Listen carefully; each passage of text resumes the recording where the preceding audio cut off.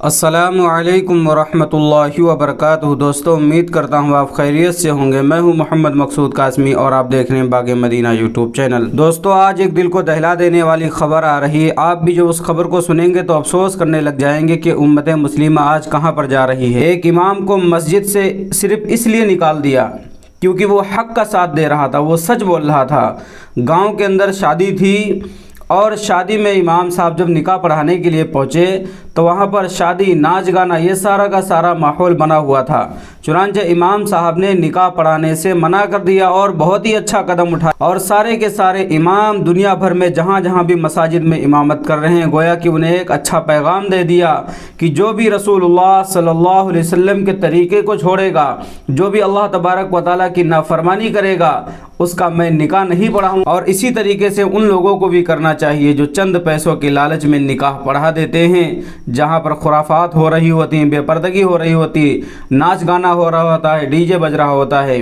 تو یہ امام صاحب جن کو آپ اسکرین کے اوپر دیکھ رہے ہیں، انہوں نے رو رو کر کے ایک ویڈیو شیئر کیا ہے۔ میں کاپی رائٹ کی وجہ سے آپ کو ویڈیو تو نہیں دکھا سکتا، لیکن آپ ان کا فوٹو دیکھ رہے ہیں، سوشل میڈیا پر ان کی ویڈیو وائرل چل رہی ہے۔ یہ مولانا ہیں، بنگلہ دیش کے، ایک مدرسہ بھی چلاتے ہیں اور ساتھ ساتھ میں مسجد میں امامت بھی کرتے ہیں۔ لیکن جب انہوں نے نکاح پڑھانے سے منع کر دیا تو گاؤں والوں نے انہیں مسجد سے بھی نکال دیا اور دوستوں انہیں مدرسے سے بھی نکال دیا۔ انا للہ و انا الیہ راجعون۔ تو اس وقت یہ حالات چل رہے ہیں دنیا کے اندر۔ بنگلہ دیش کے اندر کی ایک عالم دین کو محض حق گوئی کی وجہ سے نکال دیا گیا، لیکن نکالنے والے کتنے جاہل تھے، وہ یہ چیز بھول گئے کہ روزی کا دینے والا صرف اور صرف اللہ تبارک و تعالیٰ ہے۔ ہم بھی حق کا دامن پکڑ کر کے دیکھیں، سچ کے ساتھ چل کر کے دیکھیں، روزی اللہ تبارک و تعالیٰ عطا فرماتا ہے اور ایسی جگہ سے دیتا ہے جہاں پر انسان کا وہم اور گمان بھی نہیں ہوتا ہے۔ انہوں نے یہ سوچا کہ ہم ان کو یہاں سے بے دخل کر دیں گے تو ان کے کھانے پینے کے لالے پڑ جائیں گے۔ نہیں، ہر مسجد میں ایسا امام ہونا چاہیے۔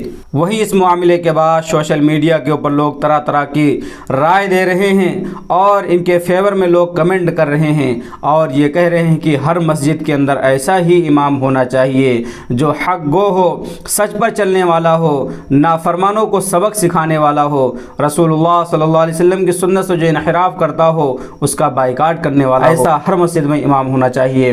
اب دوستو، آپ کا اس کے متعلق کیا کہنا ہے ہمیں کمنٹ کر کے ضرور بتلائیے، اور پہلی بار اگر چینل پر آئے ہیں تو برائے مہربانی سبسکرائب کر کے جائیں۔